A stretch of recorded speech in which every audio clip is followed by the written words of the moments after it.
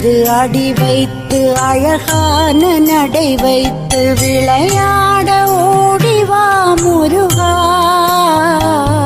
என்னோடு சேரவா முருகா.